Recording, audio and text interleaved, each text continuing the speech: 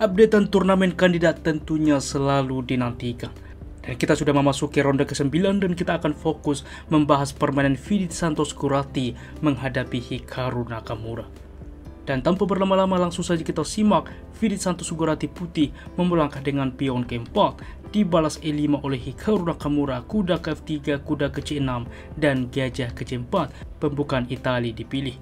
Kuda ke F6 pertahanan 2 kuda, D3, H6, C3, dan D6 saat ini, dimana biasanya juga terlebih dahulu mengeluarkan gajah. Tetapi Hikaru mencoba juga D6 dengan ide ke depan untuk mempersiapkan juga pion melaju ke G5 dengan juga gajah ini ditempatkan di petak G7. Rokade berlanjut dan betul saja G5 teman-teman. Kuda B ke D2 pengembangan dan gajah ke G7. Dan lanjutan ke depan juga rencana ialah dengan mengusir gajah, sehingga saat ini tidak mau menukarkan gajah di masa depan, maka gajah mundur ke B3. A5 saat ini mendorong dan A4 menghentikan pion. Rokade berlanjut dan kuda ke C4 teman-teman. Manuver ke depan ke peta yang lebih aktif. Maka di sini gajah ke E6 langsung juga mengepin, benteng ke E1, lalu benteng ke E8. Pada permainan masa lalu pernah dimainkan yaitu dengan Montri ke C2. Tetapi pada kesempatan ini Fidit Santos Kurati memilih dengan H3 dan ini adalah langkah novelty, langkah yang baru, yaitu dengan ide ke depan menjaga petak penting G4 untuk juga mencegah kuda atau gajah menempati posisi ini. Menteri ke D7 dilanjutkan mungkin melakukan pengorbanan di masa depan. Gajah ke D2 sebuah pancingan yang cukup menarik, benteng ke D8 sentralisasi. Karena seperti ini coba kita lihat apabila diterima juga pion ini misalkan mengorbankan gajah. Masalahnya trik ini belum berlaku karena pion menerima, menteri menerima, kuda ke H2 adalah langkah kuncinya di mana ke depan teman-teman untuk juga mengancam menteri sehingga memaksa pertukaran pengorbanan gajah sebelumnya tiada kompensasi.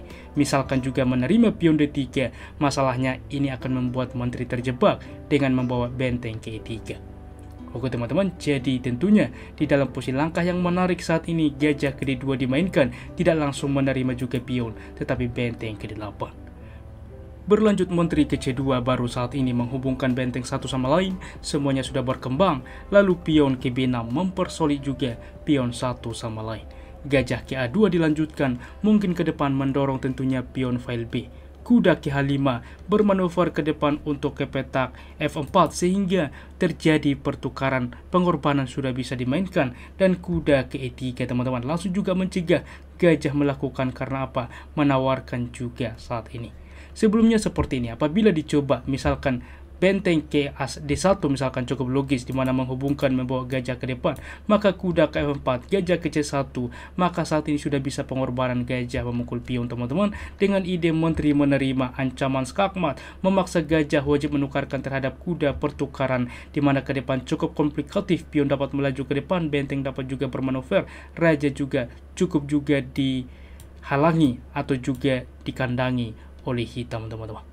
Oke, oleh sebab itulah di dalam posisi ini langsung juga dimainkan menawarkan pertukaran yaitu dengan kuda ke E3 menawarkan gajah. Maka gajah memukul gajah, di sini benteng menerima dan kuda ke E7 lagi-lagi mendorong ke sentral ke depan. Dan diberi juga pertanyaan kepada Fidit Santos apa yang harus dimainkan. Di sini juga Fidit menyerang sentral terlebih dahulu memainkan D4. Maka pion memukul pion, pion C menerima dan D5 saat ini menawarkan. Lagi-lagi tidak diterima karena cukup berbahaya kuda sentralisasi. Di sini E5 menutup posisi juga mencegah aktifnya gajah teman-teman. Benteng ke C8 dimainkan mendorong ke depan juga secara tidak langsung mengancam menteri. Maka di sini benteng ke A3 mungkin ke depan juga bermanuver ke petak C3. C5 fokus rencana, maka pion menerima pion saat ini, benteng menerima mengancam menteri, menteri ke D1 dengan ide secara tidak langsung mengancam juga kuda, mungkin ke depan mengorbankan kuda terhadap pion untuk mendapatkan kuda di H5. Kuda ke F4 langsung, maka B4 saat ini langsung juga menawarkan pertukaran mengancam juga benteng.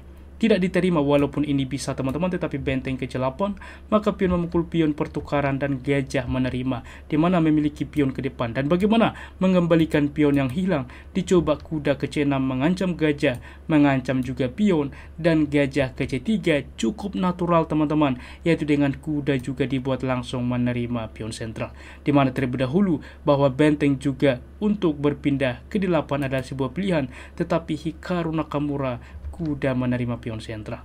Maka tentu dimanfaatkan juga dengan baik kalkulasi oleh Vidit, gajah menerima kuda, gajah memukul gajah. Maka coba teman-teman Anda post video ini, apa opsi terbaik putih di dalam posisi seperti ini?